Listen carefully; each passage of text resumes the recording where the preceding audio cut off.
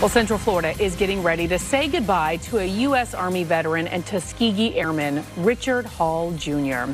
Close friends describe him as a humble person, a servant, and a true patriot. He was part of the Tuskegee Airmen, the first black military aviators in the U.S. Army who fought in World War II. News 6's Carolina Cardona tells us more about the legacy he leaves behind. Born September 25, 1923 in Georgia, Richard R. Hall Jr.'s life legacy lives on among those who knew him. A dear friend who Fred Robinson, a U.S. Marines veteran, lost January 25th. It bothered me quite a bit. He had always joked and said he wanted to live to be 100. And the Lord called him sooner because the Lord needs his work now. Hall's journey spanned 97 years. He grew up in Winter Park alongside his siblings and parents. As a young man, he joined the U.S. Army and became part of the Tuskegee Airmen, the first black military aviators in the U.S. Army Air Corps during World War II. He was a DOTA. A DOTA is a documented original Tuskegee Airman. How significant was this group during World War II? It was very significant because they broke the color barrier. They were discriminated against, they weren't allowed to fly, and then they got the opportunity to fly, and they proved that they could fly. The Tuskegee Airmen escorted B-17 bombers while flying over Germany. They were able to save those pilots who could have came from racist units that oppressed them from flying. Well, they saved a lot of them to come home and tell the story. Altogether, 992 pilots graduated from the Tuskegee Airfield courses. They flew more than 1,500 missions and over 15,000 SOAR days.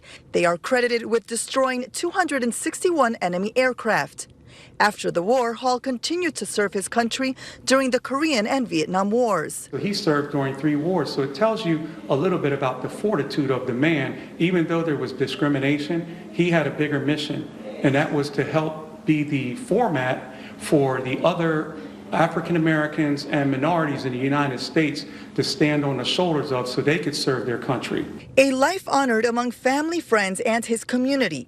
At Hannibal Square Heritage Center, a life-size statue of Hall was created in 2015. Described as a humble man with a sense of humor. When he would go to the doctor's office and they would ask him, "Mr. Hall, what can we do for you today?" Mr. Hall said, "Oh, just give me a teaspoonful of health. And that'll make me feel better." Demetrius Peoples was by his side the day of his passing. I enjoyed the time that we spent together as not just his caregiver, but as a family.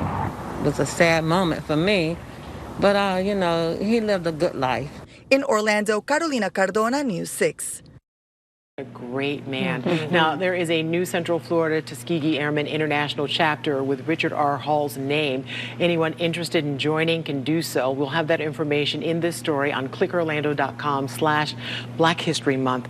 A walkthrough viewing service for Mr. Hall will be held tomorrow starting at 4 p.m. Masks are required. May he rest in peace, and thank you for your service.